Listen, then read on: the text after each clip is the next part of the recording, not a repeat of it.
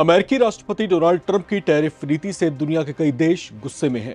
Trump रूस, चीन, Bharat, Japan, Canada समेत कई देशों पर मनमाना टैरिफ भी बढ़ा रहे हैं और ये आशा भी कर रहे हैं कि उन देशों का व्यापार अमेरिका के साथ पहले की ही तरह चलता रहे।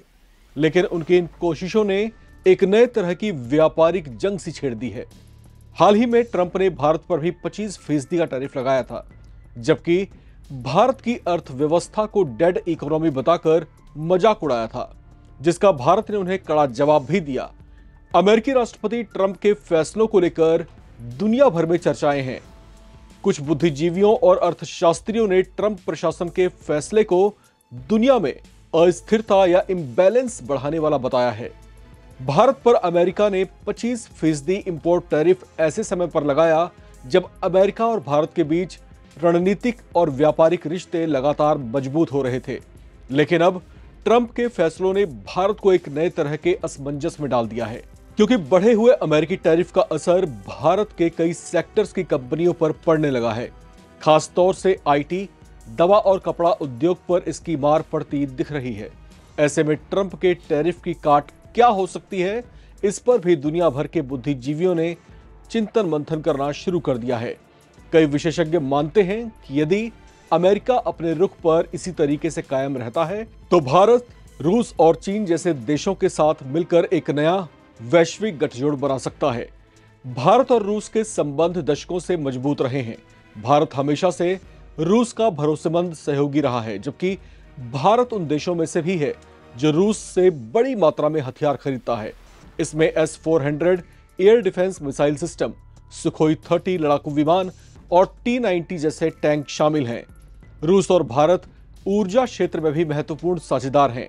माना जा रहा है कि ट्रंप की टैरिफ नीति के बाद भारत और रूस के बीच आपसी सहयोग बढ़ सकता है।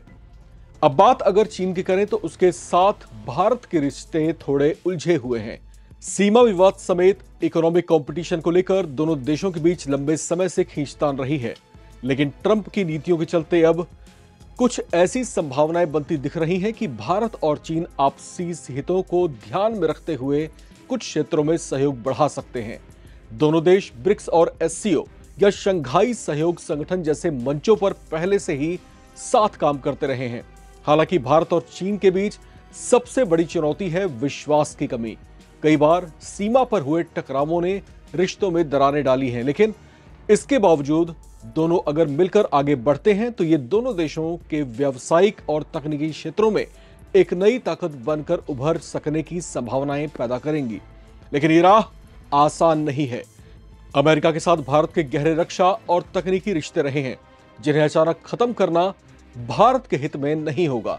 साथ ही चीन के साथ गठजोड़ भारत की सुरक्षा नीतियों को चुनौती दे सकता है। ऐसे में विशेषज्ञ मानते हैं कि भारत को एक संतुलित नीति अपनानी होगी, जिसमें वो अमेरिका से भी संबंध बनाए रखे और साथ ही रूस और चीन के साथ सहयोग बढ़ाता रहे। वैश्विक स्तर पर यह पूरा घटनाक्रम एक नए शक्ति संतुलन की ओर इशारा कर रहा है। अगर भारत, रूस और चीन का गठबंधन आकार लेता है तो यह अमेरिका के एक छत्र प्रभाव को चुनौती देने जैसा होगा। ब्रिक्स और SCO जैसे मंच पर इस गठबंधन को और मजबूत बनाया जा सकता है।